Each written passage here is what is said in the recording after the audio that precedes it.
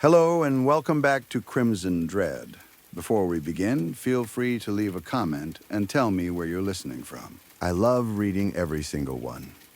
If you enjoy drifting into dark, chilling tales drenched in Crimson Dread, don't forget to like the video and subscribe to the channel. Turn on notifications so you never miss a new story. Now, get comfortable. Dim the lights if you dare, relax your mind, let the outside world fade away, and let's begin. Story 1. Have fun, but be in before dark or tall Betsy'll get ya. Clay's father had said it with that whiskey-scented laugh of his, the one that always sounded half mean and half amused. The warning echoed through Clay's head as he walked home beneath the dying sunset. The sky looked like a cracked egg yolk, yellow and orange spilling low across the horizon before shrinking into darkness. Every minute the sun dropped lower, and every minute Clay felt the back of his neck prickle harder. His shirt collar was damp with sweat, but not from the heat. It was fear. He hated that. He hated being afraid of something stupid. Tall Betsy, he muttered under his breath, ain't nothing but an old wives' tale. Then, because he was alone and could say things he would never dare say to his father's face, he added inside his head, speaking of wives, where's yours, old man? She run off like the other one did? Like my mom did? That would have been a good comeback. Too bad the best ones always came hours too late. After dinner, Clay had gone to the Nelsons' house with the other neighborhood boys for a pickup game of baseball. The Nelsons had the biggest backyard in town, wide and mostly flat, with enough space between the fence and the old oak tree to count as a real outfield if everyone agreed not to complain too much. Clay loved baseball. More than that, he was good at it. Everybody knew he was the best hitter in his grade. Even the high school coach had noticed him once and told Clay's father the boy had real hands at the plate. Clay had carried that compliment around for weeks like a gold medal. That evening, he had been hitting everything. One home run, then another. Every ball Terry Nelson threw came off Clay's bat like it had been shot from a rifle. The other boys groaned louder each time one sailed over the fence or into the deep part of the yard where the grass grew too high. By the fifth homer, Terry was done. "Don't you think it's about time to wrap it up?" Terry called from the mound, hands on his knees. "You already hit 5 off us. And don't you need to get home?" Clay stepped back from the imaginary batter's box and rolled his shoulders like he had seen professional players do. "Nah," he said. "Just a couple more. 7's a holy number." Some of the boys laughed. Terry did not. "That's fine for us," Terry said. "But we're all staying here tonight. You're the one who's got to run home before dark." Clay dug his sneakers into the dirt and lifted the bat again. "So, aren't you worried?" "About what?" Terry's eyes moved to the other boys. They had all gone quieter now. A couple shook their heads, silently telling him not to say it. But Terry said it anyway. "You know," he said, voice weaker now, "tall Betsy, taking your head off." Clay laughed. He made sure to laugh deeper than usual, like he wasn't a scared kid, but a grown man who knew better. "Don't worry about me," he said. "I don't believe that crap. Throw the ball." Terry stared at him. "You could stay here too," he said. "You know if your dad would let you." That shut Clay up for half a second. Then he pointed the bat at Terry. "Pitch." They played until the light was almost gone. Clay got his 7th home run. He made sure everyone knew it. Then he slung the bat over his shoulder and started home. At first, he walked with swagger. He even whistled for a while, though he wasn't very good at it. His bat bounced against his right shoulder until it started to hurt, so he switched it to the left. The evening air had cooled, and the smell of cut grass and dust followed him out of the Nelsons' neighborhood. But the farther he went, the less brave he felt. The houses thinned, the sidewalks cracked, the sky darkened from orange to purple to something almost black. Clay cut through the few downtown streets his community had. The old brick buildings leaned over the road, their upper windows dark and broken. A couple of second-story windows had been shattered years ago and never fixed. In the fading light, they looked like sore black eyes watching him pass. He looked up at the clock tower above the bank. 10:26. Clay stopped walking. "No way that's right," he whispered. It couldn't be. He hadn't been out that late. Not really. The sunset had only just started going down when he left the Nelsons. Maybe the clock had been broken for years. Maybe he had never noticed. He forced himself to keep moving. He crossed the railroad tracks that marked the beginning of the poorer side of town. His side. Past the tracks, the streetlights were farther apart. Most of them gave off a weak orange glow that did not really light the road. It only showed the low branches above him and the power lines cutting across the sky. Everything else sat in darkness. Clay jogged now, not because he was afraid. That was what he told himself. He was just late. His father would be waiting. Maybe half asleep. Maybe angry. Maybe both. If Clay was lucky, the old man would already be passed out on the porch with a bottle beside him. If Clay was unlucky, the belt would come out. He passed old shotgun houses and trailers with sagging porches. Through narrow cracks in blinds, he saw a warm yellow light inside. As he jogged by, people closed curtains, doors shut, a porch light clicked off. Clay frowned. "What is everybody's problem?" he whispered. He knew what they believed. Everybody in town knew the story. Tall Betsy. Parents had used her for generations to scare kids home before dark. They said she walked the roads after sunset. They said she was taller than rooftops, with white hair hanging down like moss and fingers long enough to wrap around a child's skull. They said if you were out too late, she would find you. Some versions said she took your head. Some said she only took your face. Some said she dragged you up into the trees and kept you there, still blinking, still breathing, until morning. Clay had never believed any of it. Parents just wanted kids home before dark because night was dangerous. That was the real truth. Bad people, drunk drivers, wild dogs, accidents, those were the monsters that actually existed. Clay was old enough to understand that. The others were childish for believing in some tall old woman from a story. But as he got closer to home, with only about a mile left, something changed. He slowed down, then stopped. He had been jogging for more than 2 miles, and his lungs burned. He bent over slightly, hands on his knees, bat still balanced against his shoulder. His breath came hard and fast. The street around him was almost completely dark. The orange glow from the nearest pole barely reached the small houses on Oak Avenue. Even the thin lines of light between curtains had disappeared now. Every window was black. Every porch empty. Clay swallowed. His heartbeat thudded in his temples. That was when the laughter came. It erupted from somewhere far down the street. High. Wild. Insane. The sound cut through the night like a rusted saw dragged across bone. It rose and broke and rose again. A cackling laugh that did not belong to any person Clay had ever heard.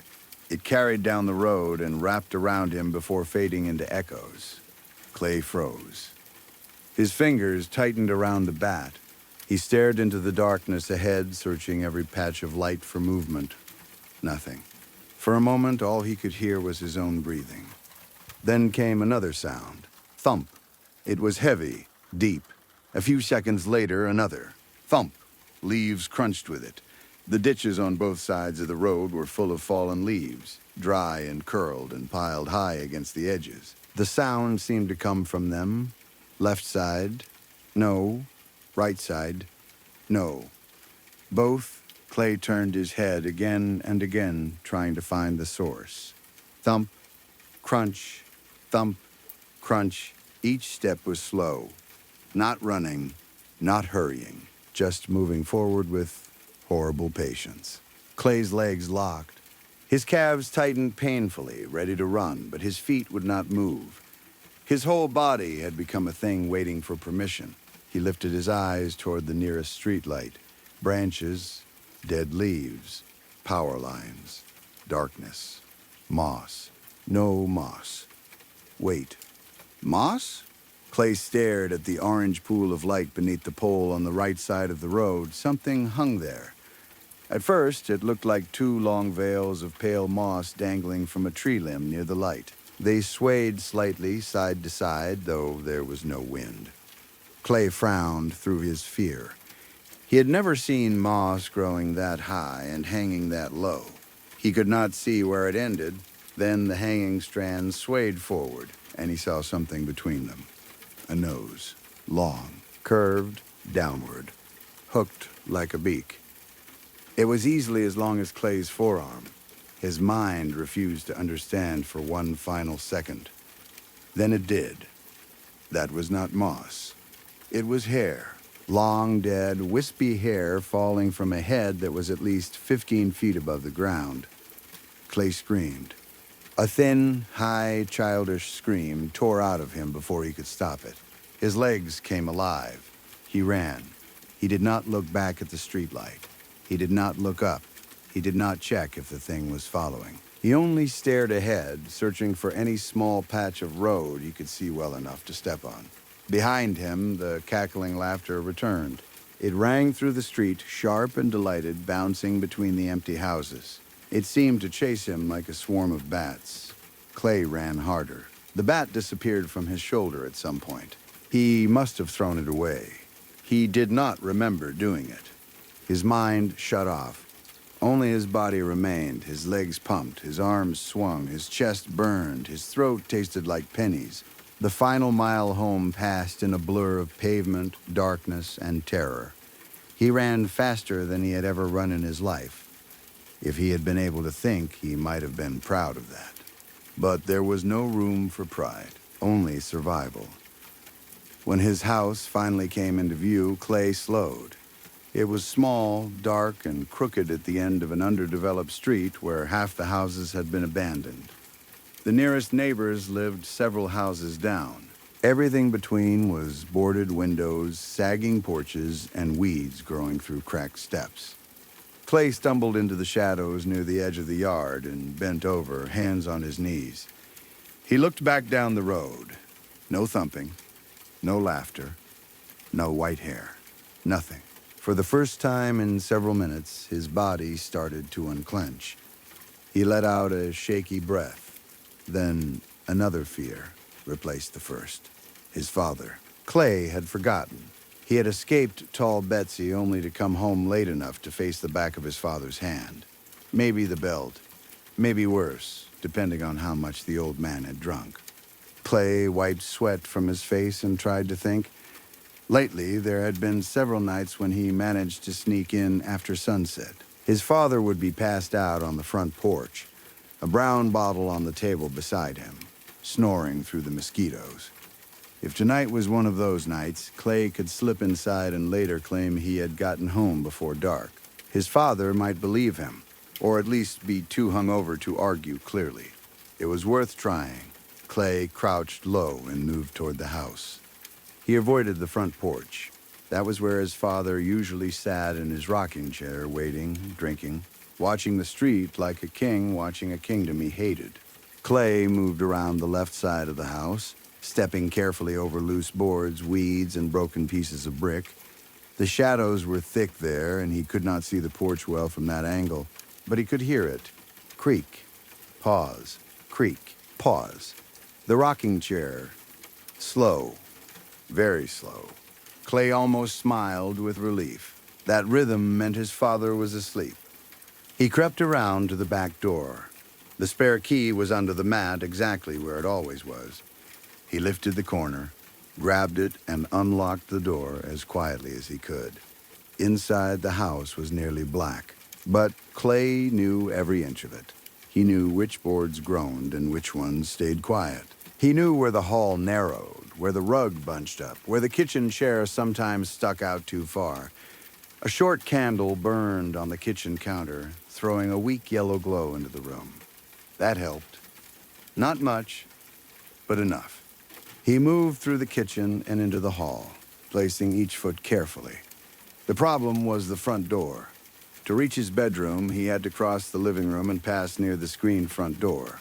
That meant being close to the porch, close enough that his father might hear one wrong step. Clay breathed through his nose and moved like a thief.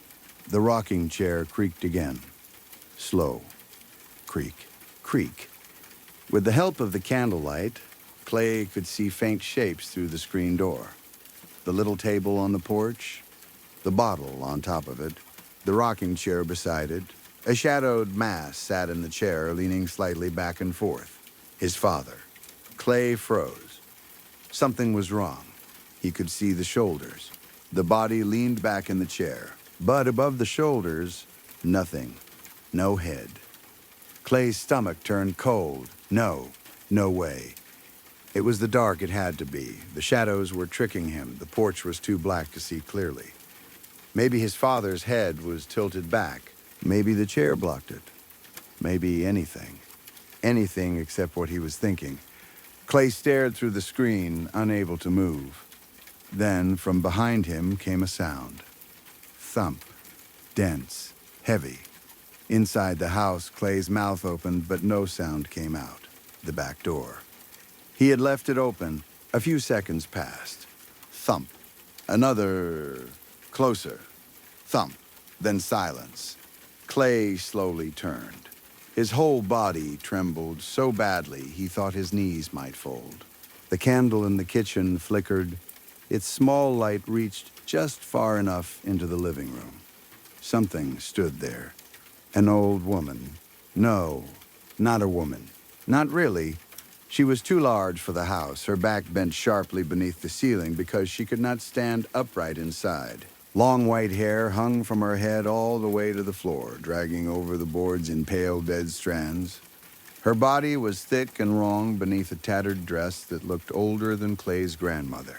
From her sides hung two skeletal arms, too long, reaching almost to her knees. Her fingers twisted upward at the ends, thin and hooked, like roots pulled from the ground. Her face was hidden in shadow. Clay could not move. He could not breathe. The story had found him. The old woman shifted. Thump. Then another step. Thump. She did not hurry. She did not need to. The ceiling groaned above her bent back. Clay's mind screamed at his body to run, but his legs had betrayed him again. He stood there in the living room, only feet from the front door, while tall Betsy crossed the house toward him. Thump, thump, thump. Then she was above him. Clay had to bend his neck all the way back to look up.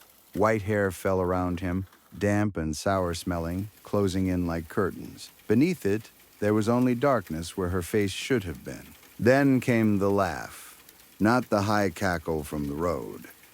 This was lower, closer, a rotten, coughing laugh that dropped down over him. Her shoulders jerked with every awful sound. Clay felt cold fingers touch the sides of his head. They were long and thin and icy. Her nails pressed into his scalp and cheeks, sharp enough to make his eyes water. He smelled dirt, old leaves, whiskey, blood. His last clear thought was not about tall Betsy. It was about his father's warning. Have fun, but be in before dark.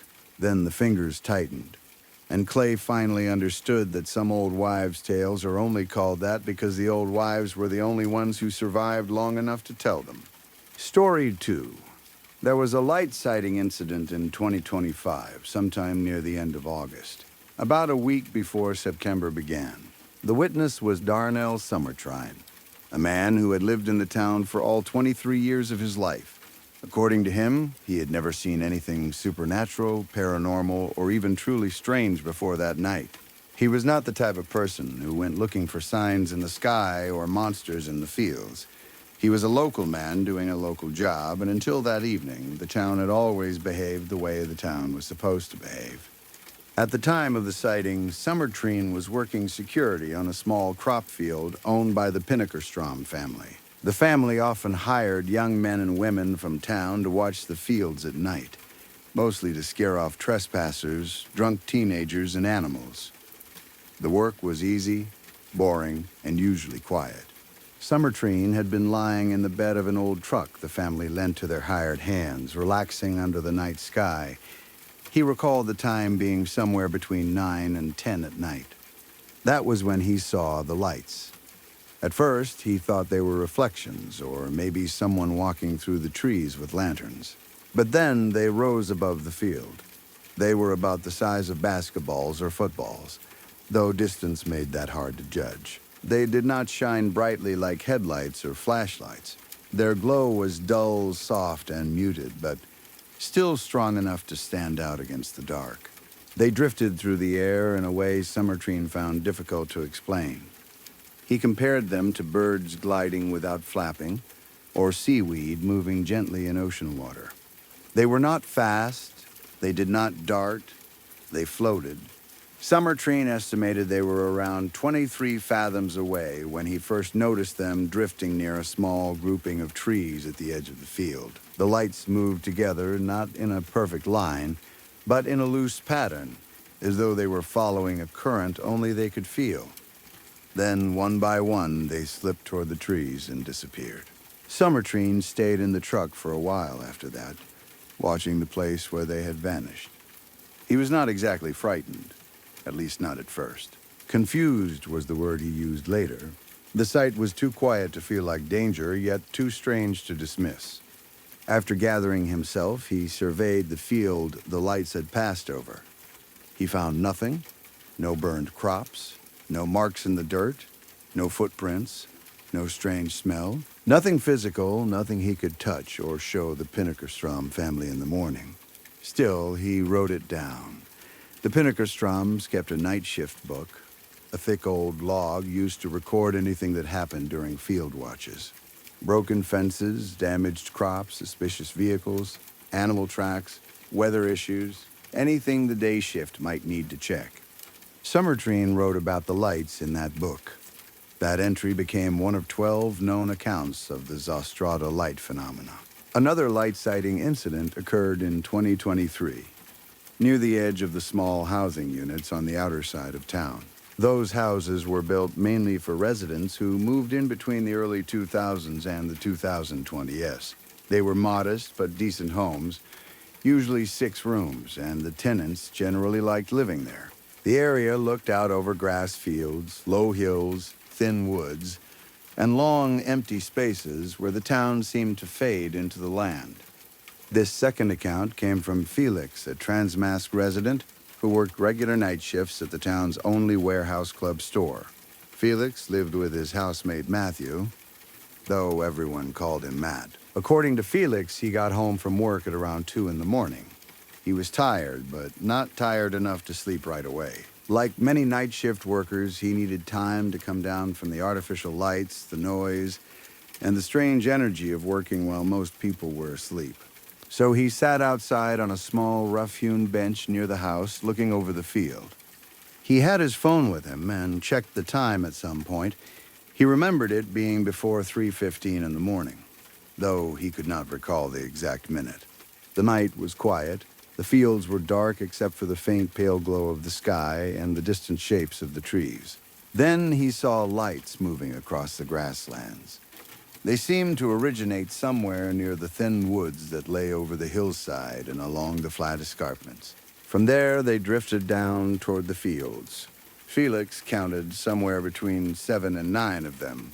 He described them as dancing. They moved low over the grass, gliding through the combed fields in slow, smooth motions. Their glow was faint and slightly green, about as dim as Christmas lights seen from far away. From where he sat, they looked to be the size of tennis balls, but Felix admitted that if he had been standing beside them, they might have been as large as beach balls or balloons. The lights flowed over the ground and then seemed to land. Not drop, not crash. Land the way birds glide down into grass. Then they disappeared. Felix did not think much of them at the time.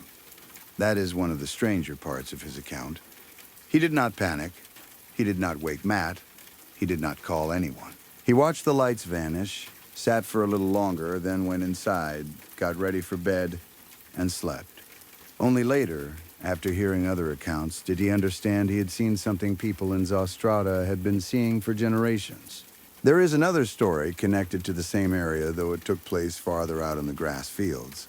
This one happened in 2021, sometime in midsummer during the late afternoon or early evening. It relates to the floating lights, but also seems to go beyond them. The account comes from Rebecca Schaffman and Melanie Casern, who had recently moved into town together. Rebecca described the day as beautiful, maybe even one of the first days in a long time when she felt fully alive. She had been seeing Melanie since 2019, and their relationship had become one of the few good things in a difficult period. The pandemic years had been hard on both of them. Rebecca said she had felt hopeless during that time, even close to ending her own life. But Melanie helped pull her through.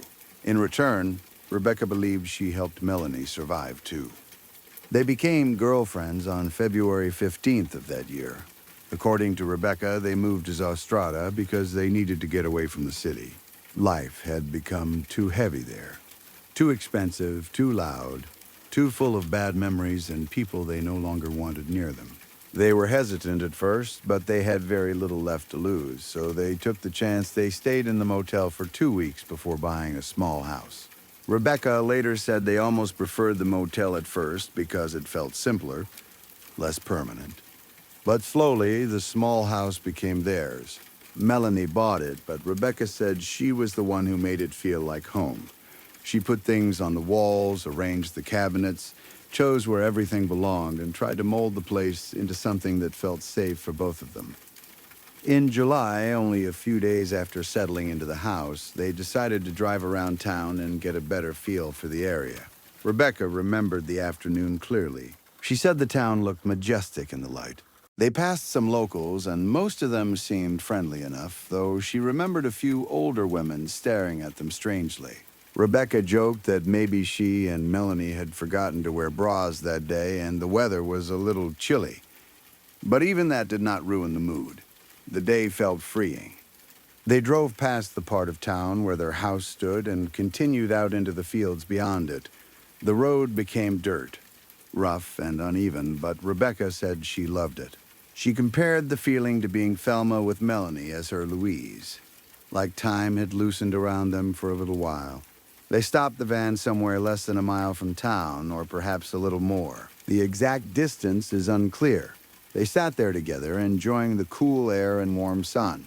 Rebecca checked her phone at some point, maybe for notifications.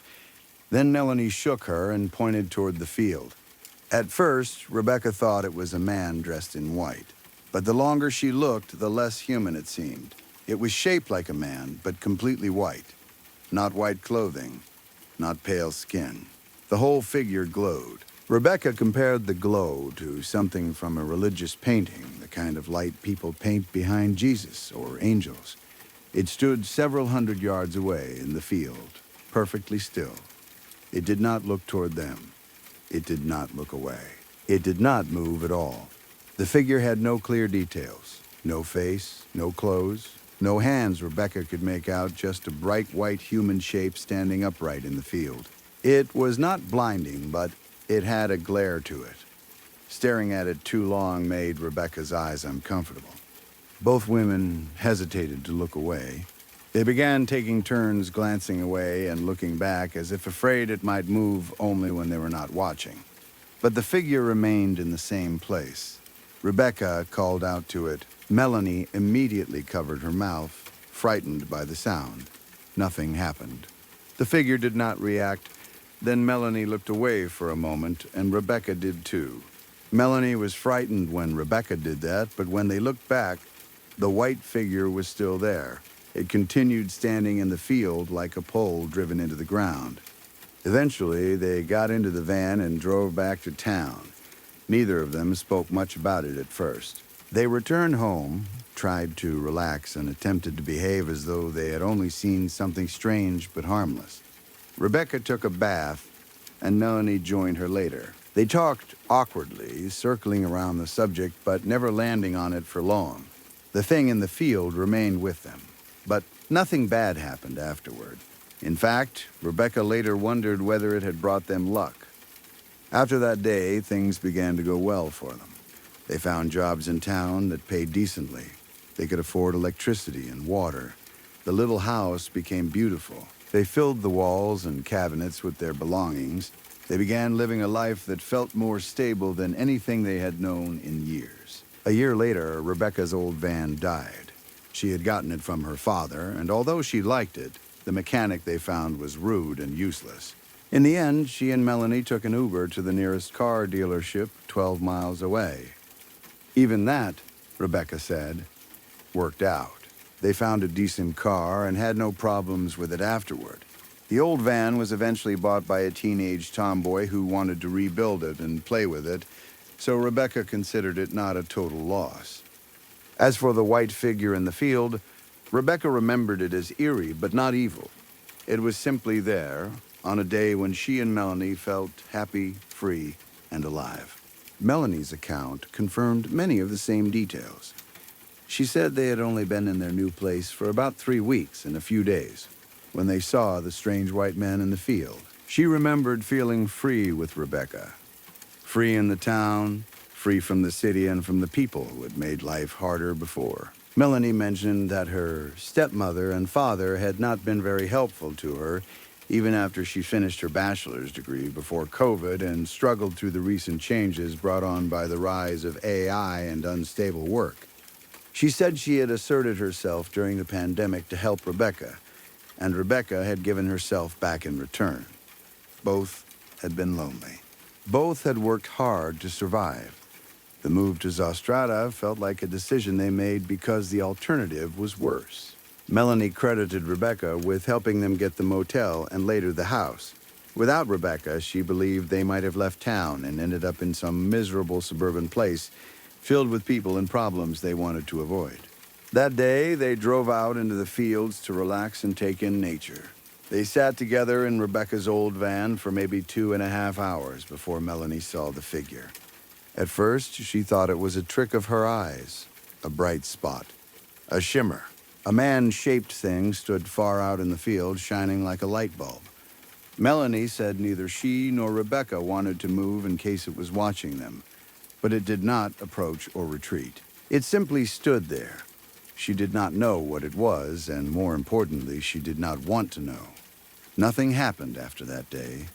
At least nothing she could connect to the figure. She and Rebecca were all right. Their life continued.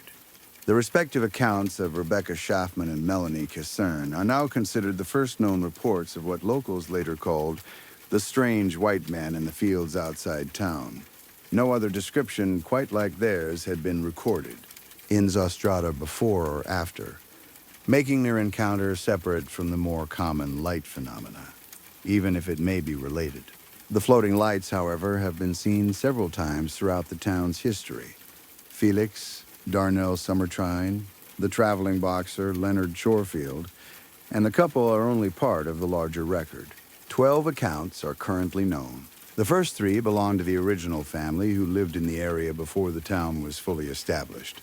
A grandfather who was 43 years old when he saw the lights, his son, and later the son's granddaughter. Their accounts are older and less detailed, but they describe the same basic pattern. Soft lights drifting over grass, appearing near the fields and woods, then vanishing without sound. One of the most unusual reports came from Phil Sorstein, who compared the lights to something from The Color Out of Space. He described them as almost impossible to name, with ashy colors and an oily consistency he could not properly understand. His description remains unique because it suggests the lights were not simply glowing objects, but something whose color and texture seemed wrong to the human eye. Another account came from a passerby who stayed at the town motel after finishing a boxing tournament in a neighboring city about 15 miles northeast of Zostrata. In a written review of the motel, he mentioned seeing a collection of lights in the distant fields by the road. It was the same motel where Rebecca and Melanie had stayed when they first arrived. The boxer described the lights as dull like glow sticks, clustered low over the land before disappearing into the darkness. A local man named Leonard Chorefield gave another report. He described seeing glowing magenta drifting across the negative space above the suburban spread of town during a walk home. His wording is strange, but witnesses often struggle to describe what they saw. Chorefield insisted the lights did not move like drones, aircraft, lanterns, insects, or reflections. They crossed above the houses quietly, leaving no sound, no smoke, and no trail. Taken individually, each account can be dismissed, A tired security guard, a night shift worker, a couple too happy and too emotionally overwhelmed to trust their senses. A traveler after a boxing match, a local man walking home in bad light, an old family story passed down over generations. But taken together, the accounts create a pattern. The lights appear near fields, hills, woods, and the town's outer edges. They are usually dim, sometimes green, sometimes magenta, sometimes colorless or impossible to describe. They move slowly, almost gracefully. They do not behave like machines. They do not behave like animals. Most of the time, nothing follows. No one disappears, no crops fail. No animals die, no obvious harm comes to those who see them. That may be why the town learned to live with them. But the account of Rebecca and Melanie remains different, because lights can be explained away. A glowing man standing still in the field cannot. And yet, according to both women, he did not threaten them. He did not chase them. He did not even seem to acknowledge their presence. He simply stood there, shining in the distance on one of the happiest days of their lives. That is the detail many people overlook. In Zostrada, the lights do not always appear during moments of fear. Sometimes they appear on ordinary work nights. Sometimes after late shifts. Sometimes near motels and fields. Sometimes during walks home. Sometimes, as in Rebecca and Melanie's case, they appear during moments of freedom, relief, and hope. No one knows what that means. Some locals believe the lights are remnants of something older than the town. Others say they are watchers. A few call them blessings. A few call them warnings. Most do not talk about them unless asked directly. But those who have seen them rarely forget. They remember the way the lights moved. They remember how quiet the air became. They remember the strange feeling that the fields were not empty and had perhaps never been empty. And in every version of every account, one truth remains the same. The lights always vanish before anyone can reach them. Story 3. I'm a clean freak. I don't mean that in the cute, harmless way people say it when they like their desk organized or wash their dishes right after dinner. I mean, I genuinely cannot relax if something in my house feels dirty. If a surface isn't clean enough to eat off of, then in my mind it is filthy. Dust on a shelf makes my skin crawl. A smudge on glass makes my chest tighten. Crumbs on the floor feel like personal attacks. I know that sounds dramatic, but it is the truth. I spend more time cleaning than I would ever admit to most people. I dust corners nobody sees. I scrub the kitchen counters until the marble shines enough that I can almost see my reflection in it. I sweep under furniture even when I know nothing is there. I wipe the handles on drawers, faucets, light switches, and doors because I can't stop thinking about how many times they get touched in a day. My home is the one place in the world I can control, and I need it to feel spotless. Unfortunately, I also have a life. I work an office job, and by the time I get home, I'm usually exhausted. It's not physically hard work, but it drains me in other ways. Spreadsheets, phone calls, pointless meetings, passive-aggressive emails, and fluorescent lights for 8 or 9 hours a day have a way of hollowing a person out. Some evenings, I get home and just stand in the doorway for a minute, holding my keys, trying to convince myself I have enough energy to make dinner. And of course, no matter how careful I am, the house gets dirty during the week. Dust settles, hair gathers in corners, tiny bits of dirt appear near the door. The kitchen floor picks up little marks I swear weren't there in the morning.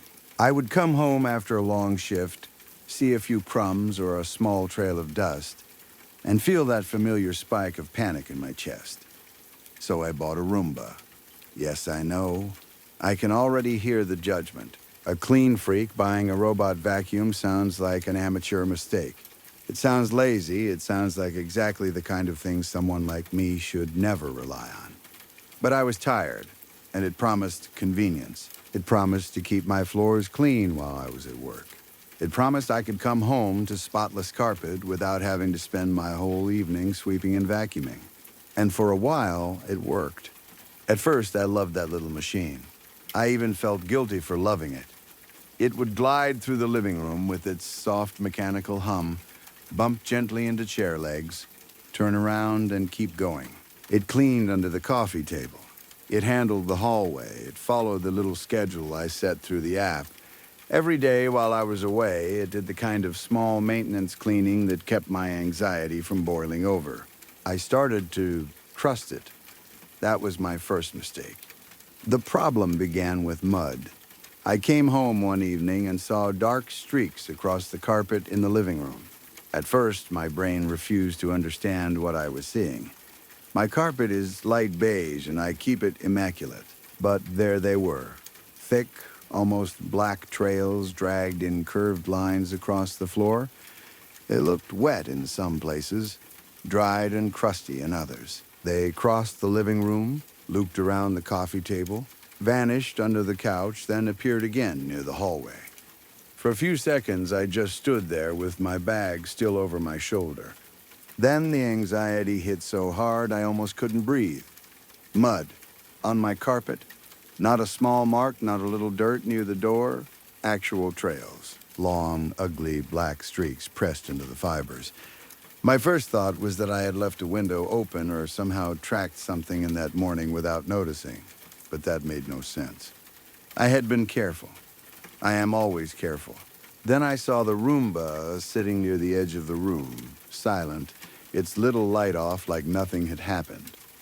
I should have thrown it away right then. I know that now. Instead, I told myself I had spent $80 on it and wasn't going to waste money because of one disgusting malfunction. Maybe it had rolled through something by the back door. Maybe a plant had leaked wet soil. Maybe there was dirt stuck in the wheels. It was annoying, but explainable. So I cleaned the carpet first. I spent hours on my hands and knees, scrubbing those stains with every cleaning product I trusted. The smell of chemicals filled the living room. My knees hurt, my fingers cramped inside the rubber gloves. Every time I thought I had removed the stain, I'd shift slightly and see another dark mark from a different angle. It felt...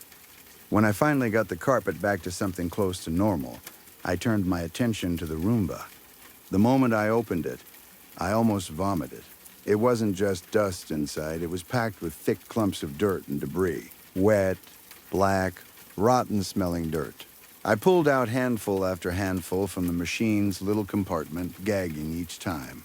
It looked like the Roomba had been digging in a grave instead of cleaning my living room. I remember saying out loud, "What the hell?" I cleaned the device as thoroughly as I could. I wiped the wheels. I cleaned the brushes. I emptied the compartment, washed the removable parts, dried everything, and put it back together. When I set it down again, it looked normal. For the next few days, everything went back to normal too. Better than normal, actually. I would come home from work and find the floors spotless. No mud, no dust, no dirt near the door. The Roomba would either be quietly moving through the house or resting on its charging dock like the useful little appliance it was supposed to be. I started to think I had overreacted. Then, one day after a particularly awful shift at work, I came home and immediately noticed the silence. Normally, if the Roomba was running, I could hear it before I even took my shoes off. That low mechanical whirring had become part of the house. It wasn't loud, but I had grown used to it, almost like a pet moving around from room to room. That day, there was nothing. No whirring, no bumping against furniture, no little mechanical corrections. Just silence. I set my bag down slowly and called out, which was ridiculous because it was a vacuum, not a dog. The Roomba didn't answer, obviously. I walked through the hallway and into the living room. That was where I found the teeth. 5 or 6 of them were arranged neatly in the center of the carpet in the shape of a smile. At first, my brain tried to reject the image. I thought they were little white stones or broken pieces of plastic, something harmless, something I could sweep up and throw away. But then I saw the roots.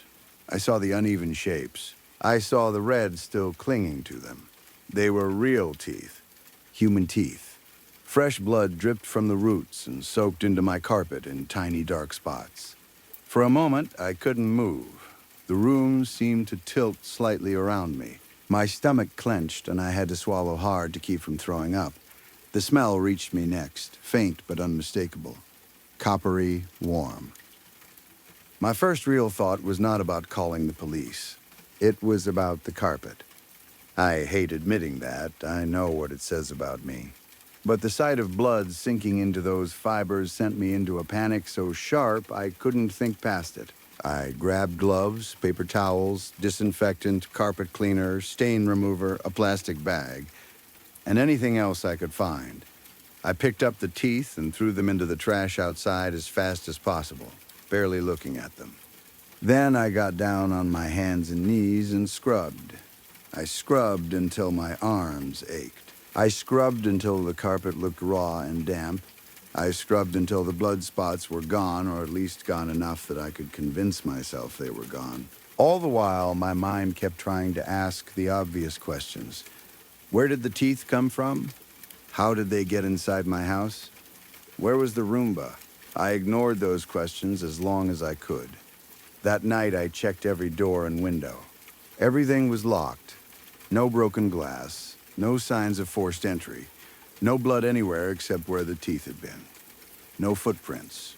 No missing items. Nothing. The Roomba was gone. I searched everywhere. Under the couch, behind curtains, in closets, under the bed, in the laundry room, in the pantry. It had vanished. I barely slept. The next morning, I walked into the living room and nearly screamed. The teeth were back. Same spot, same smile shape. Fresh blood dripping onto the carpet again. I stood there, shaking, staring at them, knowing I had thrown them away the night before. Not into the kitchen trash, either. Outside, in the large bin by the side of the house, they could not be there. But they were. This time, they were not alone. In the center of the tooth smile was a nose. A human nose. It was fresh, bloody, and smashed so badly that it took me a second to understand what I was seeing. It lay in the middle of the teeth like some horrible centerpiece, flattened and torn, coated in red. A small string of blood had already begun soaking into the freshly cleaned carpet beneath it. That was when I almost fainted. My legs weakened, and I had to grab the edge of the couch to stay upright. I gagged once, then twice, and barely managed to hold it in. The room felt too bright, too clean, except for that awful little arrangement in the middle of the floor. Again, I should have called the police. Again, I didn't. I put on rubber gloves. I picked up the nose with layers of paper towels, trying not to feel its softness through the gloves. I shoved it into a bag with the teeth and tied the bag shut. I carried it outside to the trash, then went back in and cleaned the carpet again. I cleaned like a person possessed. By then, fear and disgust had mixed with anger. I was furious that something was making my house filthy. Furious that something was forcing me to touch these things. Furious that my safe, controlled, spotless space had been invaded by blood and body parts. The whole time, I never heard the Roomba. Not once. I didn't see it either. I searched again, more carefully this time. I moved furniture. I checked every room. I even looked in places it physically could not fit because panic makes logic useless. Nothing. The machine had disappeared. Until last night, I had gone to bed, but sleep wouldn't come. Every time I closed my eyes, I saw the nose again. I saw the teeth arranged into that sick little smile. I kept imagining more things appearing on the carpet while I slept. Fingers, ears, a tongue, things I would have to clean, things I would have to touch. I tossed and turned for hours, then, sometime deep in the night, I heard it. A motor. Soft at first. Whirring from downstairs, I opened my eyes and froze. There it was, that familiar sound. The quiet mechanical hum of the Roomba moving across the living room floor. For a few seconds, I felt relief. Actual relief. It was back. It was just a machine. A strange, broken, disgusting machine, maybe, but still a machine. If I could find it, I could throw it out. I could end this. I slid out of bed slowly and walked toward the stairs. The house was dark except for a little moonlight coming through the windows. I moved carefully, one hand on the railing. The whirring continued below me, steady and calm, as if nothing was wrong. I took one step, then another, then a third. On the fourth step, the floorboard creaked. The whirring stopped instantly. Not gradually, instantly. The whole house fell silent. I stood there, holding my breath. Then something black darted across the living room floor. It moved too fast for me to see clearly, just a blur low to the ground. It shot from the middle of the room and vanished under the couch. My body reacted before my brain did. I ran down the rest of the stairs and rushed into the living room. I dropped to the floor in front of the couch and lifted the skirt of fabric hanging near the bottom. At first, I saw only darkness. I grabbed my phone and turned on the flashlight. Something under the couch reflected the beam. Then a familiar ring of light glowed in the dark. The Roomba. Its motor started again with a low whir. I almost laughed. The sound that came out of me was closer to a sob. "There you are," I whispered. I reached under the couch as far as I could, stretching my arm until my shoulder pressed against the floor. My fingertips brushed the edge of the machine. To my disbelief, it backed away, not rolled away randomly, backed away from my hand, like it was avoiding me. Like a pet refusing to come out from under furniture. The little ring of light blinked once, then shut off. The room went still again. I stayed there for a while, breathing hard, my arm still under the couch. Then I slowly pulled back and sat up. I remember feeling foolish, scared, and deeply angry all at once. It was a vacuum. A cheap robot vacuum. I could flip the couch over if I had to. I could smash it with a hammer. I could end this. But I was also exhausted. I stood, dusted myself off automatically, and turned toward the stairs. That was when the whirring under the couch grew louder. I stopped. The sound rose in pitch, higher, louder, faster. It went from a normal mechanical hum to a strained, roaring noise, like something inside the machine was spinning far beyond what it was built to handle. I turned slowly back toward the couch. The gap between the sofa and the floor was completely dark. Then something shot out and hit my slipper. A tooth. It bounced once against the carpet and rolled to a stop near my foot. Another followed. One by one, teeth flew out from beneath the couch, slick and red, scattering around my feet. I stood there with my mouth open, unable to move. Then came the nose.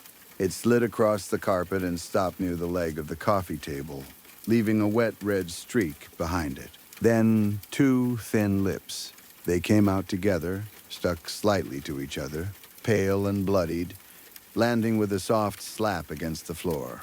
My knees began to tremble. A distant, absurd thought pushed through my horror.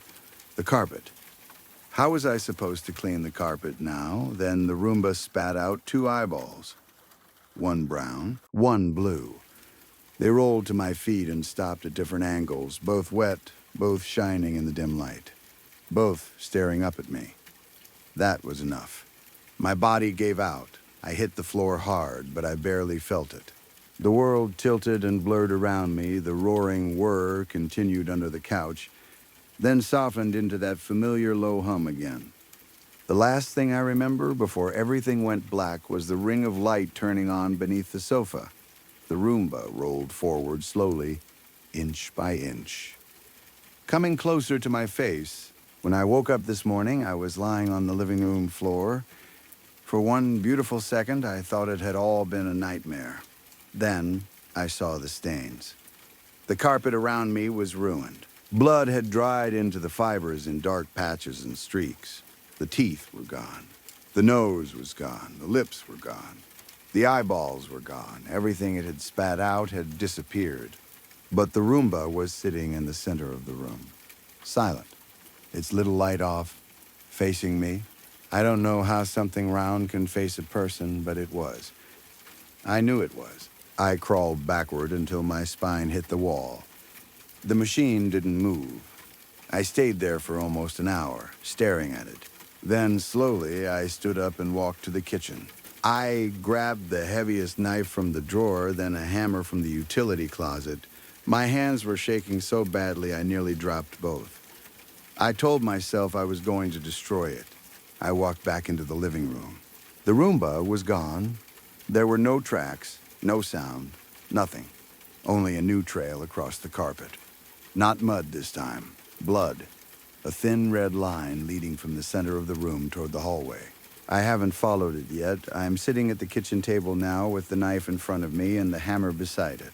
I can hear something moving inside the walls, a soft scrape, a small bump.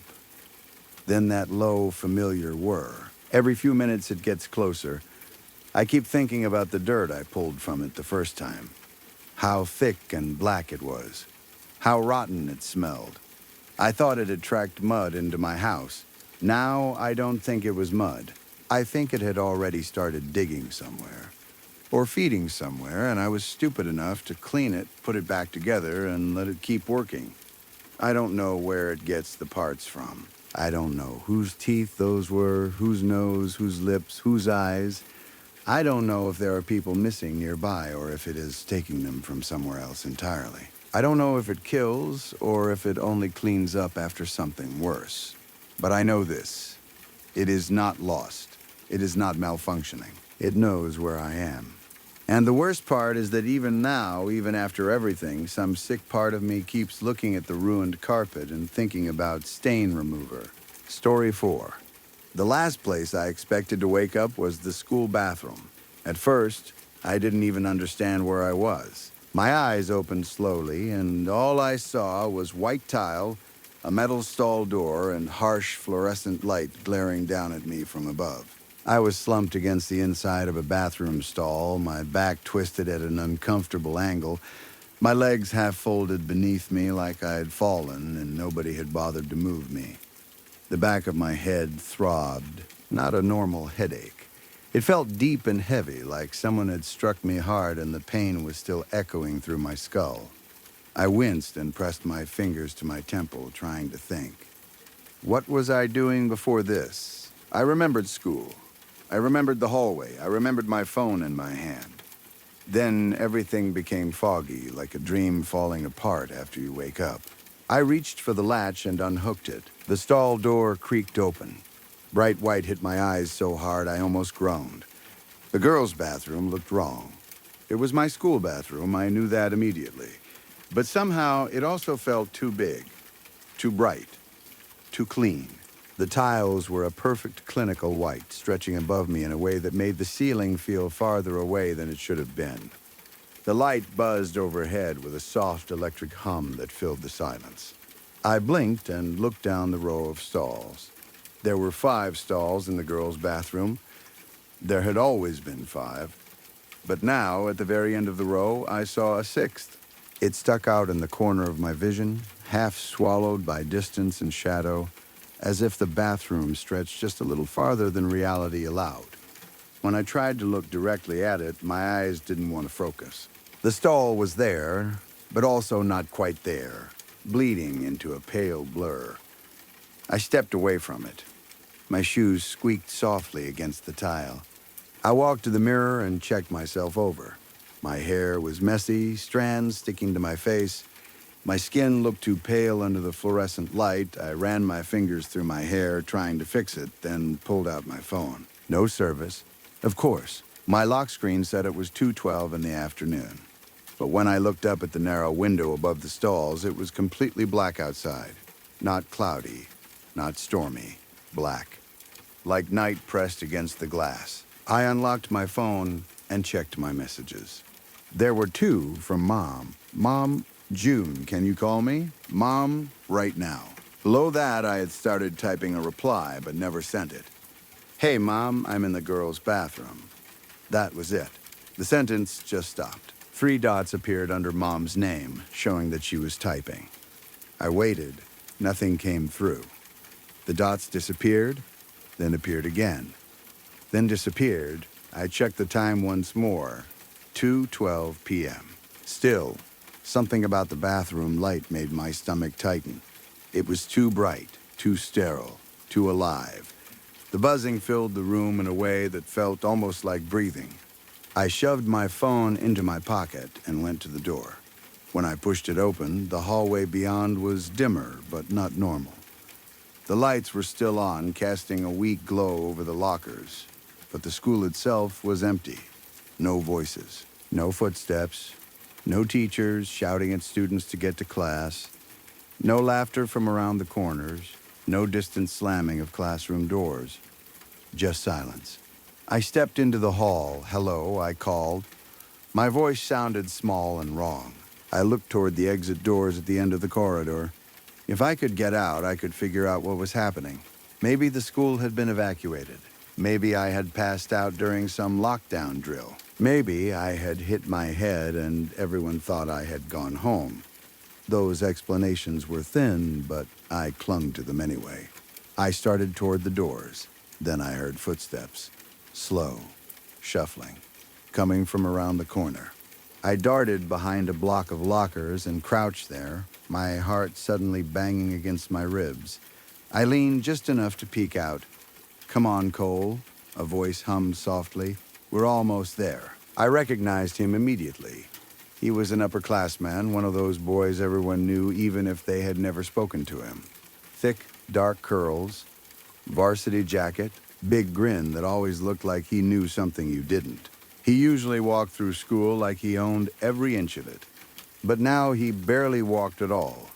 He shuffled forward with his arms hanging limp at his sides. His head tilted slightly downward, his half-lidded eyes stared straight ahead, fixed on nothing. He looked drugged, or sick, or half asleep. Mrs. Wednesday stood behind him. She was my English teacher, and usually she was the human version of sunshine. Early 30s, bright smile, soft voice, always trying to make Shakespeare sound exciting. My friends and I used to joke about her strict ponytail and neat cardigans. Now her hair was loose around her shoulders. Her face was not smiling. She held Cole by the shoulders, guiding him down the hallway with both hands. Her grip looked gentle at first, but the longer I watched, the more I realized he wasn't walking because he wanted to. She was steering him. "Cole," I hissed before I could stop myself. His eyes flicked toward me. For 1 second, he saw me. I know he did. His jaw clenched. Then his gaze slid away again like he didn't have the strength to hold it there. Mrs. Wednesday didn't look in my direction. "Cole," she whispered. "Can you tell me again what I told you?" Cole's lips moved. His voice came out flat and empty. "That's right," she said sweetly. He stumbled forward, and she caught him before he could fall. "I don't want to go in there," Cole said. His voice cracked on the last word. He tried to back away, but Mrs. Wednesday's hands tightened on his shoulders. "I can't," he whispered. "You'll feel better," she said. "I promise." I watched them reach the end of the hallway. Mrs. Wednesday opened the auditorium doors. A heavy darkness waited inside. She led Cole through. The doors closed behind them. For a moment, I stayed frozen behind the lockers, trying to understand what I had just seen. What could Mrs. Wednesday possibly want with Cole Harper? And why did he look so scared? I slipped out of my hiding place and moved toward the auditorium. I knew I should go straight to the exit doors. I knew I should find a phone that worked, or break a window, or do anything except follow my teacher into whatever was happening. But I couldn't stop myself. When I reached the auditorium doors, I pressed my ear against one. At first, I heard nothing. Then voices, many voices, low and overlapping. I couldn't make out words, only the rhythm of speech, like a crowd repeating something together. A sharp pain suddenly cut across the back of my head. I jerked away from the door, clutching my skull. "June?" The voice startled me so badly I almost screamed. I spun around.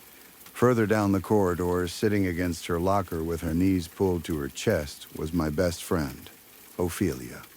"Fee?" I breathed. She looked smaller than usual, folded in on herself. Her blonde hair, normally styled perfectly, hung loose and messy around her face. Glitter from her makeup sparkled faintly under one eye, but her eyeliner had run in dark, jagged lines down her cheeks. Relief rushed through me so fast I almost laughed. I hurried over and knelt in front of her. "Wait," I said. "You got locked in too?" She flinched when I got close. I pretended not to notice. Did you wait for me? I asked, trying to sound normal. Because this is insane. I woke up in the bathroom, and I swear the bathroom has an extra stall now. Ophelia stared at me. Her eyes were red around the edges. Before she could answer, the words spilled out of me. Did you know there's some weird after-school cult thing happening in the auditorium? I lowered my voice. I'm serious. Cole Harper was just dragged in there by Mrs. Wednesday. Like, actually forced. And there are voices inside. I think she's brainwashing people or something. Fee, I said softly, have you been crying? No, she whispered, but that was a lie. She looked at me for a long moment, almost like she was studying my face for something. Then her mouth curled into a small, tired smile. It's Danny, she said. I frowned. Danny? I broke up with him. Her laugh came out suddenly, sharp and fake, then broke into something close to a sob. I guess, she added. I didn't know what to say. Danny was her boyfriend. They had been together long enough that even teachers knew them as a pair. They fought sometimes, sure, but Ophelia always said they were fine. I'm sorry, I said.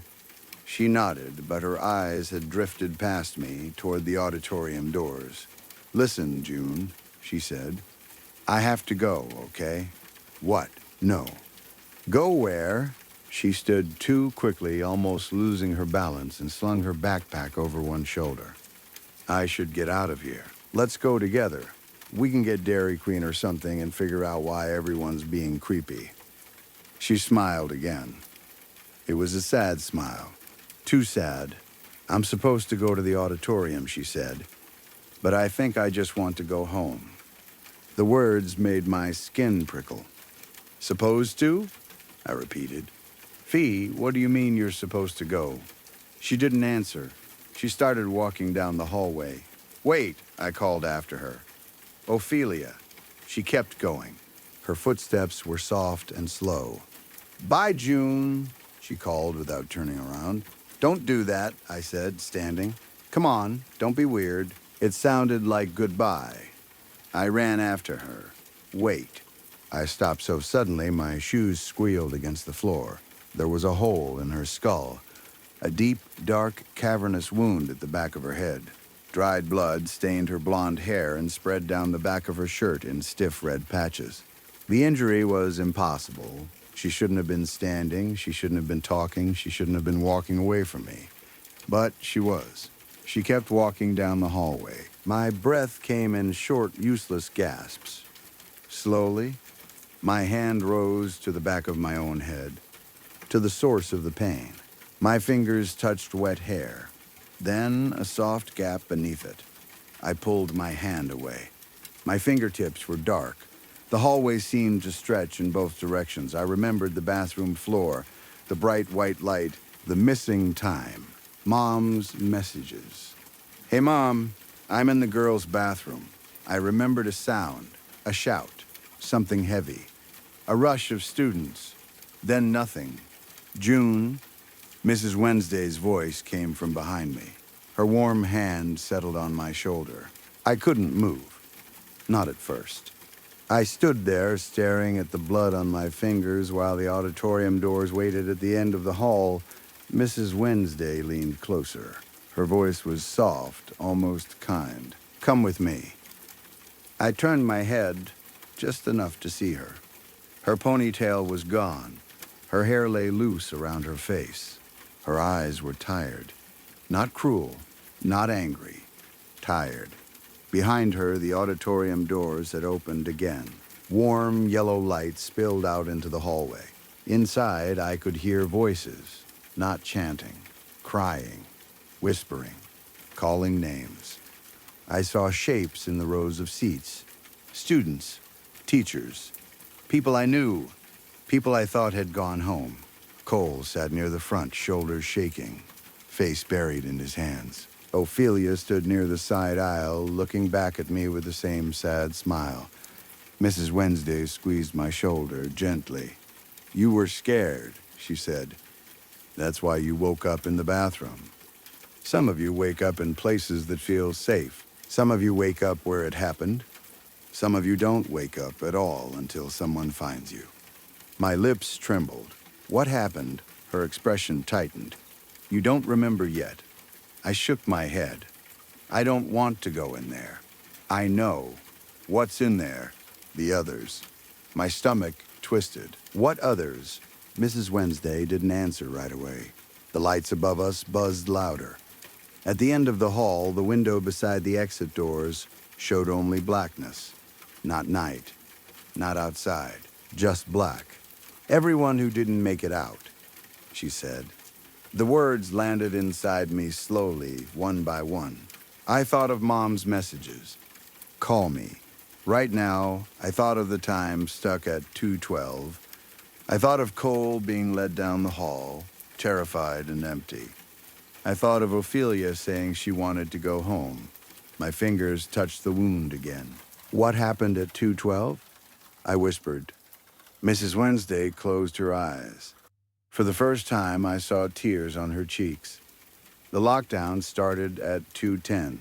My knees almost gave out. No. June. No. I backed away from her, shaking my head. The memory came back in pieces. The hallway crowded between classes. A sound like a locker slamming, only louder. Screaming, teachers shouting, someone grabbing my arm. Ophelia's hand in mine. Running. The girls' bathroom. A stall door. My phone. Hey, Mom, I'm in the girls' bathroom. Then the bathroom door opening. A flash, pain, white tile. Silence. I covered my mouth, but no sound came out. Mrs. Wednesday reached for me again. You don't have to remember all at once. I want to go home, I said. It sounded childish. It sounded like Ophelia. Mrs. Wednesday nodded slowly. I know. Can I? She looked toward the black window. Not yet. The auditorium behind her grew brighter. The voices inside quieted as if everyone was waiting for me. I looked past her and saw Ophelia again. She raised one hand slightly. Cole wouldn't look at me, but his shoulders had stopped shaking. I thought of Mom on the other side of a phone that would never get service. I thought of Dad getting the call. I thought of all the people outside this place crying and asking the same question over and over. Why? Mrs. Wednesday's hand was still warm on my shoulder. Come with me, she repeated. This time, her voice broke. We're almost there.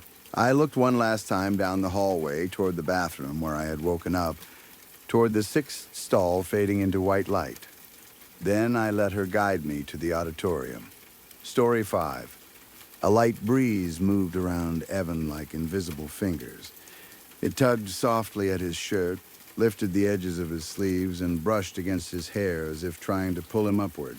Evan was only 8 years old, thin and small for his age, so the wind should have felt stronger against him. But it was weak tonight. Gentle, it only cooled the sweat that had gathered across his forehead after the long hike. He was tired. His legs hurt. His shoulders ached from carrying his little backpack.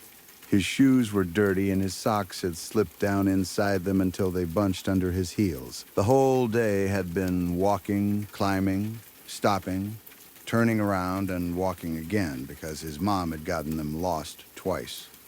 Not that Evan minded too much. He liked being with her. That was the real reason he had agreed to come. Camping itself sounded fine, but the best part was that his mom would be there the whole time. No phone calls pulling her away, no late nights at work, no tired smile as she walked through the door, warmed up something for him to eat, smoked a cigarette outside, and went straight to bed. This was different. This was just the two of them. They had finally found a place to camp right before dark. It was a small hill that rose above the thick trees below. The ground sloped sharply ahead, dropping down into a black pit of forest. Beyond that, the sky opened wide. There were no city lights, no tall buildings, no neighborhood roofs blocking the view. Just darkness, trees, and stars beginning to appear one by one. Evan stood near the edge of the hill and looked down into the murky black below. He picked up a small rock and tossed it over the side. It disappeared almost instantly. He waited. A second passed. Then another. Finally, he heard the faint thud of it hitting something far below, followed by a soft tumble through leaves and dirt. "Honey, come get some water," his mom called from behind him. Evan turned away from the edge and walked back toward their campsite. His mom had built what she proudly called a fire, though Evan thought it looked more like a tired orange candle trying not to die. A few sticks were smoking in a small pile, and tiny flames flickered between them. His mom crouched beside it, muttering curses under her breath. When she noticed Evan coming closer, she lowered her voice, but he still heard enough to smile. She handed him a bottle of water. "Drink," she said. He did. The water was warm from being in the bag all day, but he didn't care. He drank half of it quickly, wiped his mouth with his sleeve, and sat down beside her. His mother looked exhausted. Her hair was tied back messily, and dirt streaked one side of her cheek. Even tired, she looked happier than Evan had seen her in a long time. That made him happy, too. He didn't really know what his mom did for work. She never explained it clearly. When he asked, she usually smiled and said it was boring grown-up stuff. Sometimes she told him she worked with equipment. Sometimes she said signals. Sometimes she said towers. Mostly, she changed the subject. Every night, when she came home from work, she looked like a person who had carried something heavy all day but didn't want anyone to ask what it was. She would make Evan something to eat, usually something from the microwave, then go outside and light a cigarette. Evan often sat with her, even though the smoke made his nose itch. His teacher had told the class that smoking was bad, drugs were bad too. Evan remembered the bright poster on the classroom wall with a cartoon lung looking sad and gray. Sometimes, while sitting beside his mom outside, he imagined grabbing the cigarette from her hand and saying loudly and proudly, "Drugs are bad." But he never did. He figured she needed it. She would take slow drags, blow smoke into the dark, and ask him about his day. Evan never had much to say. School was school. Lunch was lunch. Kids were loud. Teachers gave homework. His mom would nod like every small detail mattered. He liked those moments, even if they were short. Tonight felt like a bigger version of that. Just him and her. No apartment, no work, no city, no empty chair where his dad used to sit. His father had left months ago, maybe longer. Evan was not sure because adults never gave him straight answers about it. His mom still wore her ring, though.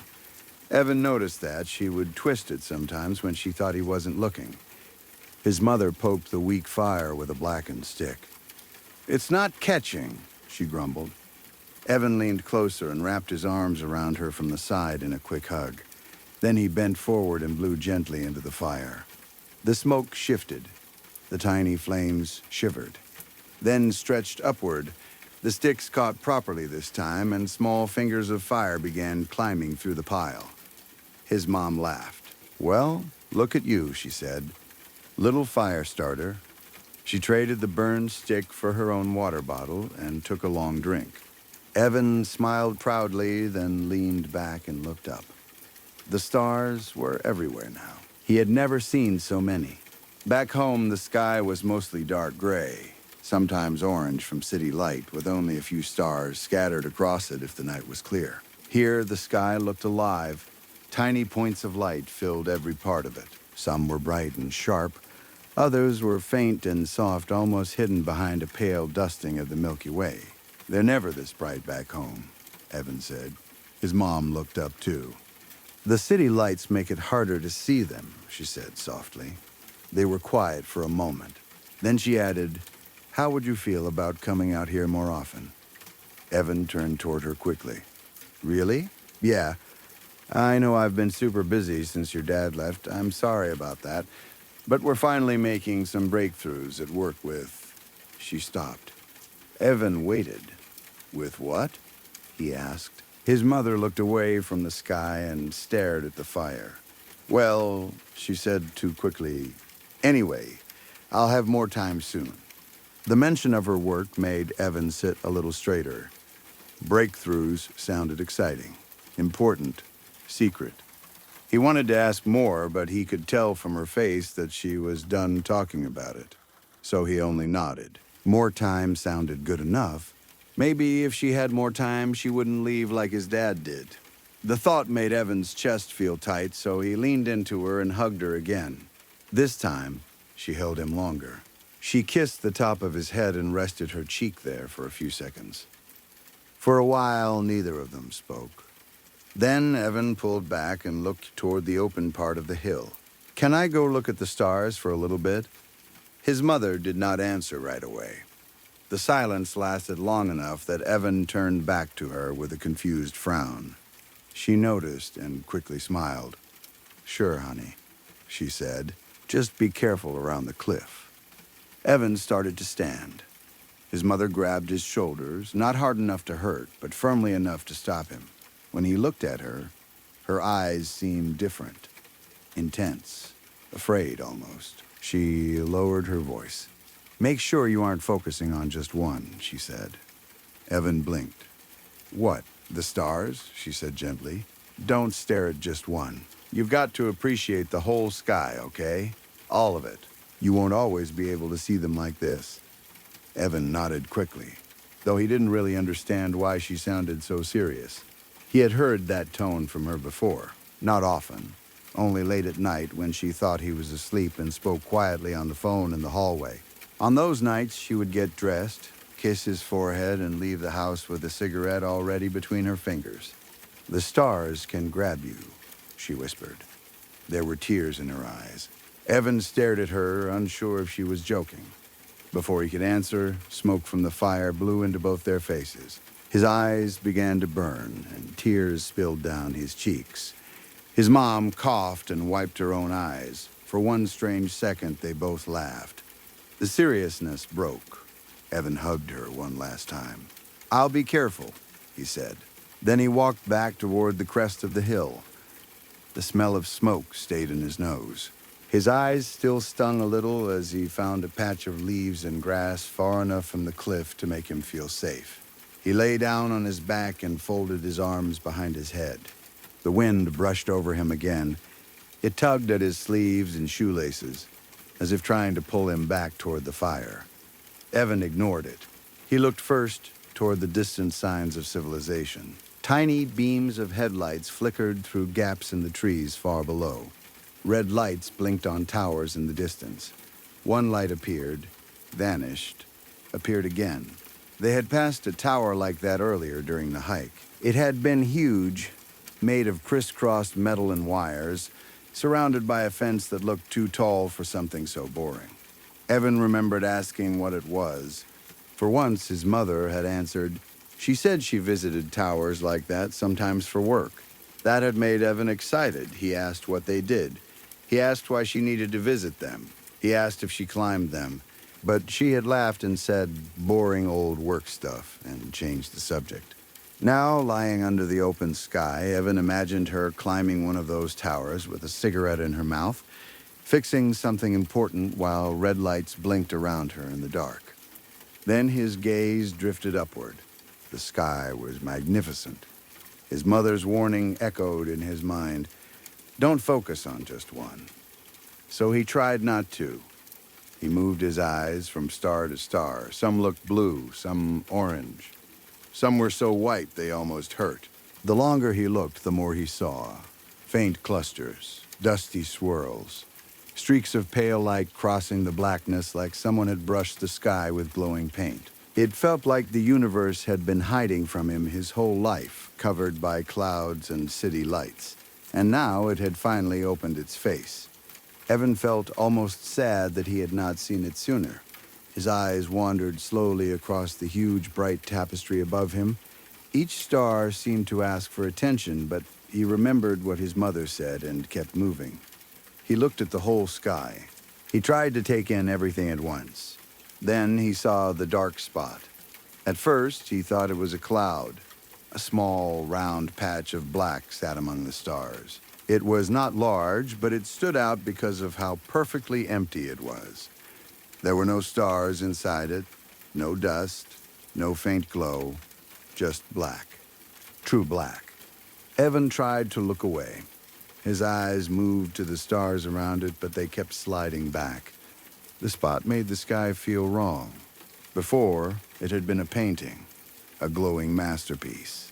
Now it looked like a puzzle with one missing piece, a stain on something priceless. He stared. A hum began to fill his ears. It was soft at first, low and distant. He thought maybe it was coming from one of the towers, or from insects in the trees, or from his own tired head. The hum grew louder. Inside the black circle, a tiny white point appeared. One star, pure white. It floated alone in the dark spot, surrounded by nothing. Evan's heart began to race. He could not look away now. His mother's warning came back louder this time, but it felt far away, like a voice calling from underwater. Don't focus on just one. But the one white star held him. His body moved without his permission. He stood slowly. Leaves clung to his clothes and fell away. His arms hung at his sides. His mouth opened slightly. The black circle around the star trembled. Then it spread. Darkness reached outward in thin, twisting fingers, blotting out the other stars around it. One by one, the lights disappeared. The blue stars, the orange stars, the sharp white ones. The soft, pale clusters, all of them were swallowed by the growing void. The one white star became larger. The hum became a scream. Not a human scream, not an animal scream. It was the sound of stars going out, a horrible symphony of fire being smothered across impossible distances. The wind changed. It was no longer gentle. It whipped around Evan, pulling at his clothes, pushing against his chest, desperate now. Leaves lifted from the ground and flew past him toward the campfire, as if even the forest was trying to show him the way back. But Evan could not move. He could not raise his hands to cover his eyes. The sky was empty now, except for the one white star. Behind him, his mother screamed his name. He did not hear her properly.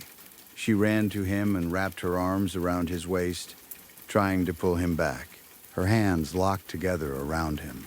She was crying, begging, pleading with the sky. But Evan's body remained stiff, locked in place by whatever had reached through that dark hole above them. Then the star reached back.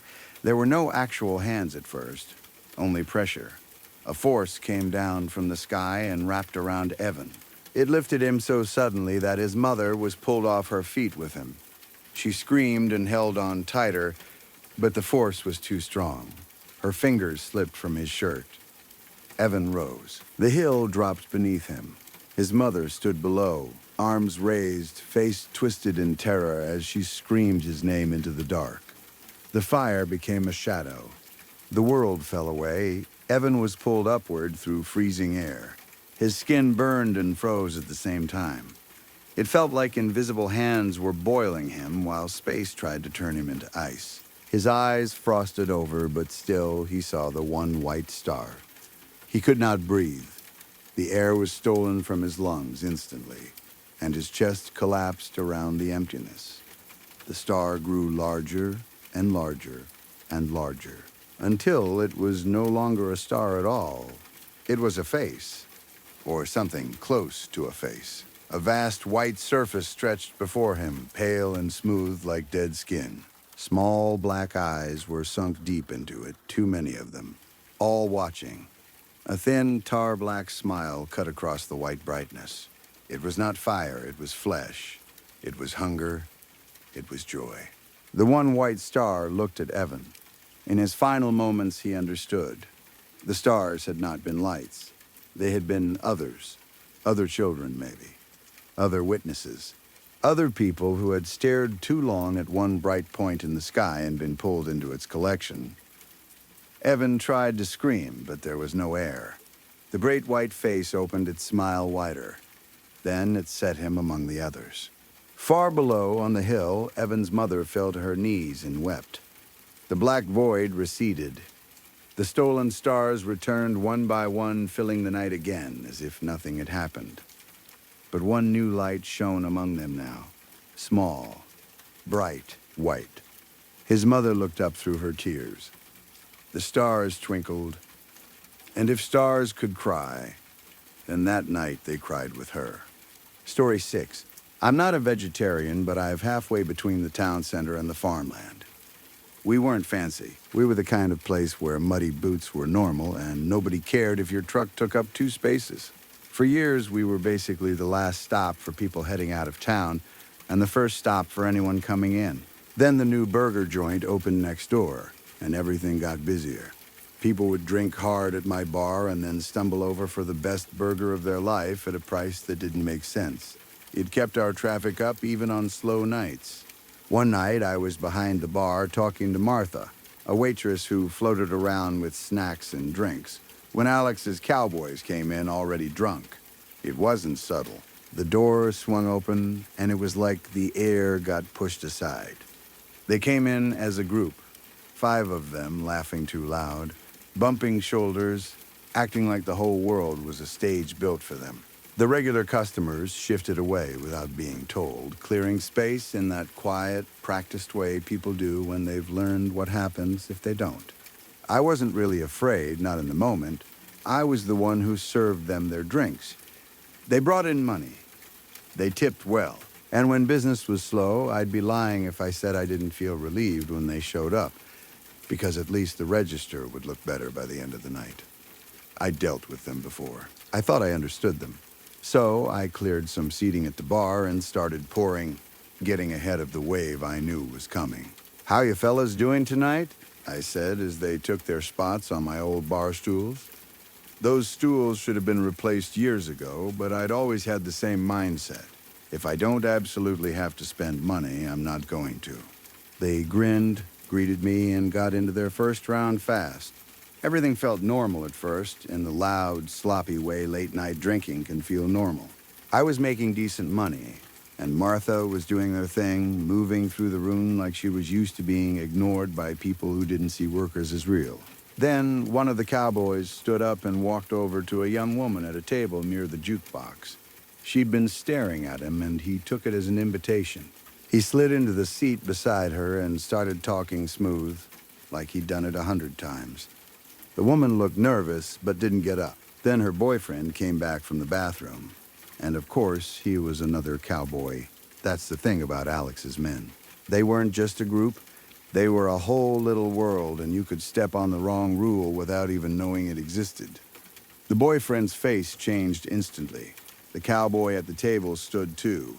The room tightened. People stopped talking, waiting for the first punch the way you wait for thunder after lightning. And then the front doors opened again. Farmer Alex walked in with his wife. Everything went silent like someone had flipped a switch. The cowboys straightened automatically. The boyfriend backed off without even having to be told. Nobody wanted to be the one messing around when Alex showed up. Whatever else he was, he had authority. The kind that didn't need to raise its voice. A lot of customers quietly paid and left, slipping out like they didn't want to be in the room when the real power arrived. Alex sat at the bar like it belonged to him. I poured his drink without asking what he wanted because I already knew. He liked it simple. He liked it strong. His wife stayed close, calm and watchful, dressed too nicely for a place like mine, sipping her drink like she was at a private club. We made small talk. He asked me if I'd tried his burger place next door. I told him the truth. I said I wasn't that interested in meat. Alex laughed like I'd told a funny joke. "When you feel like a snack later," he said, "go on next door." I nodded, trying to keep my smile steady. He was in a good mood. That mattered. When Alex was pleased, everyone around him got to breathe. He stayed for a while, drinking and talking, acting like he was just another man having a night out. Then, when it was time to settle up, he left a tab that made my stomach flip. $2,000. He covered his cowboys, too, like it was nothing. Like paying for 5 drunk men was the same as tossing a coin into a fountain. And on top of that, he dropped $500 in cash right into my hand as a tip, like he was buying my gratitude in a way that couldn't be argued with. I didn't know what to say. I thanked him, of course. I meant it. Money like that could change a month for me. Then, Alex leaned in, eyes on mine, and asked me something that hit me like ice water. "You want to come live with me and have other employees run your bar?" He said it like it was simple, like he was offering me a better apartment across town. He told me he liked me. He wanted me around his place more often. He said there were other paid tasks he could use me for, too, and he'd provide men to run my tavern efficiently, so I wouldn't have to worry about the day-to-day. He made it sound like a promotion, like he was inviting me into something bigger than myself. And I said yes. I didn't even think about it long enough. Who was I to deny Farmer Alex? Who was I to turn down money and security and a chance to stop scraping by? He told me I could start the next day. Everything would be taken care of. I went home feeling like I'd won the lottery. I slept as much as I could before sunrise, then got up, did my routine, and took off. It was a 2-hour drive out to the farthest property around, the kind of drive that feels like you're leaving the normal world behind. I blasted music and sped on the empty roads because I felt untouchable. At 6 a.m., my truck rolled up his driveway and stopped in front of the nicest farmhouse I'd ever seen. I'd worked for another farmer years before and thought that place was impressive. This was something else. Fresh paint, perfect lines, big clean windows. The kind of property that looks like it's been polished. Alex met me at a barn door that opened into his house, and when I stepped inside, I realized the outside was only half the story. The whole structure was like an empty barn shell built around a fully finished home. High, open space. Then, above it, a studio-like apartment. It was fancy in a way that didn't belong out there. He walked me past the living room that sat a step down from the main floor, and right in the center was a huge half-moon couch covered in cowhide, something I'd only ever seen in magazines. We passed a modern kitchen where his wife Joanne was already drinking wine in the morning, leaning against a marble island like she didn't have a care on earth. Then Alex took me out the back door to an open pasture.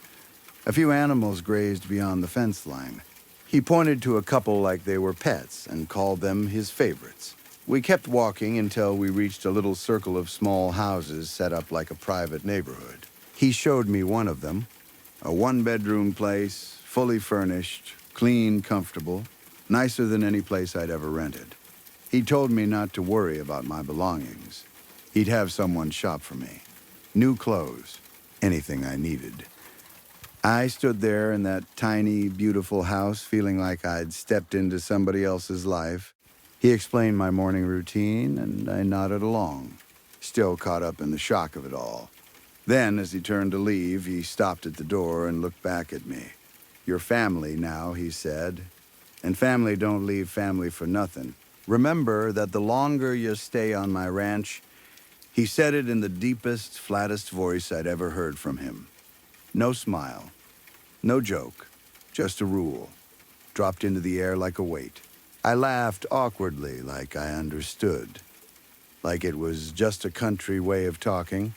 But the truth is, something in my body recognized that tone. It was the sound of obedience being demanded without being asked.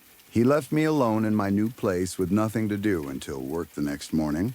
I made a sandwich, turned on the TV, and fell asleep on the couch. When I woke up, it was because my alarms were screaming at me like I'd made a mistake just by relaxing. I threw on my old clothes. A thin t-shirt I'd worn too many times, jeans with holes up and down both legs.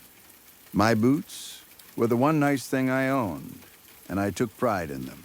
I pulled them on and walked through the pasture toward the main house, where Joanne had breakfast waiting. Fresh eggs, fresh bread, food that tasted like it had been made for a real family. After we ate, Alex clapped an arm around my shoulder and took me on a tour in a golf cart, driving along his smooth, private asphalt roads like he was the mayor of his own little country. He stopped in front of a large metal building that looked bigger than a supermarket. "That is the processing plant," he said. "You don't need to go in there for now. Your time will come if you get there."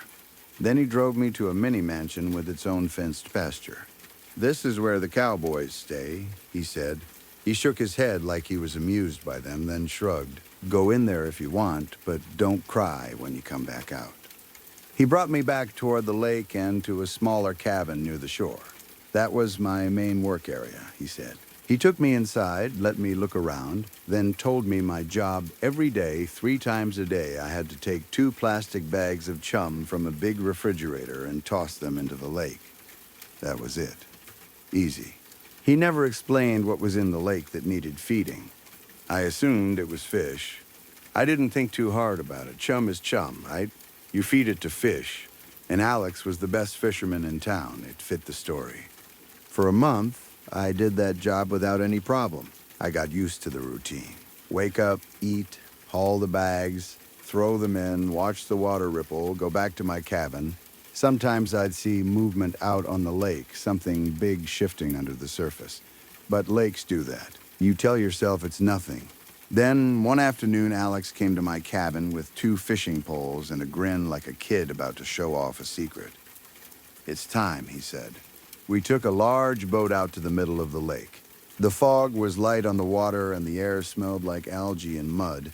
Alex tossed chum over the side, bag after bag, like he was feeding something he knew would come. We waited a long time. Hours. The sky shifted. The lake stayed still, too still, like it was listening. Then the line went tight. Something hit the hook with a force that nearly pulled the pole out of Alex's hands. He planted his feet and leaned back like he'd done this before. He didn't look surprised, he looked ready. When it finally broke the surface, my stomach turned inside out. At first glance, it looked like a fish, but it moved wrong. It thrashed like it was panicking in a way fish don't, and for a second the shape in the water looked almost like a person fighting to breathe. Wet, pale, struggling. Alex hauled it in, and I helped, because I didn't know what else to do. We heaved it onto the deck and it flopped hard, spraying water and slime. Up close, it was worse. It had fish features, but the body was too human in places. Too long in the limbs, too familiar in the joints, like something had tried to copy a man but got the proportions wrong. Alex didn't hesitate. He ripped its belly open with a practiced motion, then killed it with a fast slash across the throat area. The blood that spilled wasn't bright red. It was darker, thick, mixed with mud and something pale and stringy. He told me to help separate the chum from the meat. I stared at him, then at the thing on the deck, then back at him, waiting for someone to laugh and tell me it was a prank. But Alex's face was calm, businesslike.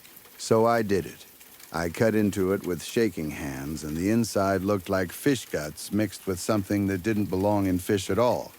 Gooey parts that needed to be scraped into buckets. Slippery tissue that felt wrong under the knife. It smelled like brine and something sour, like chemicals. When Alex finished carving the body, he tossed the carcass overboard like it was trash. Before I went, I got a clear look at it. The arms and legs were elongated, tapering into thick fins. The face bulged like one of those telescope goldfish, eyes set wrong and too forward. The torso was scaled in patches, but the extremities were slimy, and the scales weren't one color. They looked like different skin tones, like pieces stitched together by nature or by a mind that didn't understand what it was building. We repeated it 3 more times before heading back to shore. By the time we docked, men were waiting with a truck. They took the buckets of innards and the bags of usable meat, and they carried away the neat fillets Alex had cut. Shiny white flesh that flaked like fish, veined like something else. Alex put his arm around my shoulder as the truck drove off, like we were 2 proud partners watching a harvest. "Did you know," he said casually, "that when you take fish DNA and run it through a man's bloodstream, then mix it with sodium bicarbonate and methyl mercury, the body undergoes chemical reactions that morph it into a more adaptable creature?" I couldn't speak. He kept going like he was explaining fertilizer. Since I used fish DNA, the adaptable location for this creation is my lake. They transform further until they're mature enough to be caught and distributed. All I could do was stand there while he treated horror like a fun fact. "I'll take you to the plant tomorrow," he said, smiling wide. Too wide. His teeth were yellow and rotting at the gums. "Show you how we make our burgers." That night I went back to my cabin and didn't sleep. I kept thinking about the ads in the paper, the young men and women. The way people disappeared sometimes out here, the way rumors moved through town and then died when nobody wanted to carry them, I tried to tell myself Alex had done it with consent, that he had volunteers, that it had to be legal somehow. But nothing about it felt legal. Nothing about it felt human. The next morning he picked me up, and it only took a few minutes to reach the processing plant. Inside, it looked like a regular slaughterhouse at first. Cold air, stainless steel, drains in the floor, the smell of bleach trying to fight a deeper smell. Alex gave me a tour like he was proud of the cleanliness.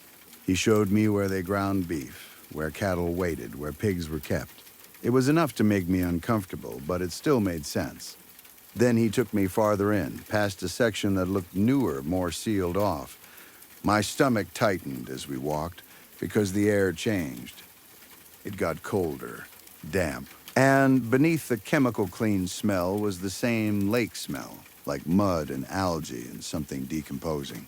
We reached a funnel system that led down to lower floors. At the end of it was a huge vat, stirred by thick slop. I recognized it before I wanted to. The churned chum, the leftovers, the parts that weren't filet. Alex led me to a line of conveyor belts where patties were being formed. I watched the slop get colored and shaped, pressed into pink discs that looked like raw beef if you didn't look too closely. The machine worked fast, stamping them out into perfect circles. They were packaged, boxed, and loaded up to be shipped right next door to the restaurant. I wanted to throw up. I didn't even know what category of wrong this was. If it was fish, it was still people in a way.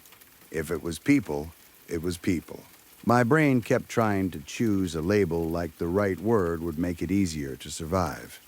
My fish are the best, Alex said proudly. Now my burgers are the best.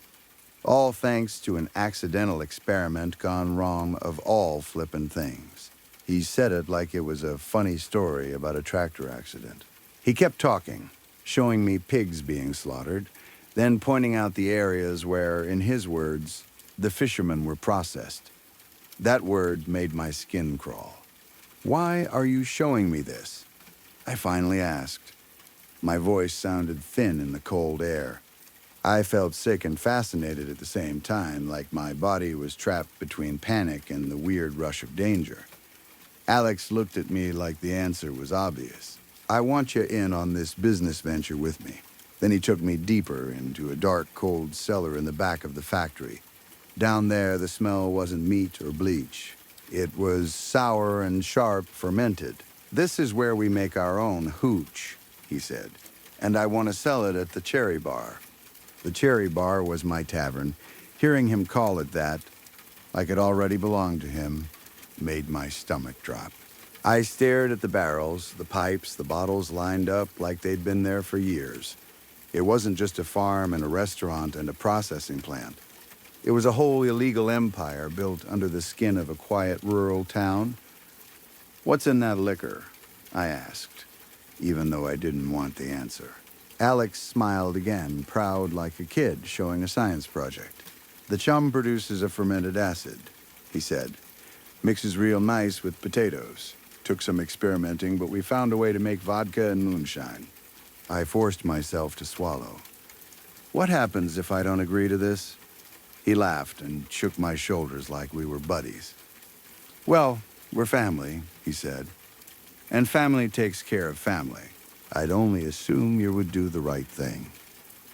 He started talking about profit, about revenue, about building something big, about having his own little town. And the scary part was how believable it sounded, because he already had the land. He already had the workers. He already had the cowboys who could scare anyone into silence. He already had people lining up for burgers they couldn't stop craving. I'll have it on your shelves by tomorrow morning, he said, like the decision had already been made. We'll be selling out by noon. It was packed like usual, but the men Alex had assigned to run it weren't doing a great job. They didn't know the regulars. They didn't know how to handle the cowboys. They didn't know the unspoken rules that keep a rural bar from turning into a brawl. I walked in and took over because it was the only thing I knew how to do. I got things back in order, then closed early and went into the back room to lie down. I didn't sleep. I just stared at the ceiling and listened to every sound, waiting for footsteps, waiting for a knock, waiting for the moment Alex decided family meant I had no exit. In the early morning, I heard a truck pull up. I stayed still and listened as working men carried carts of bottles into my bar like they'd done it 100 times. I had no choice.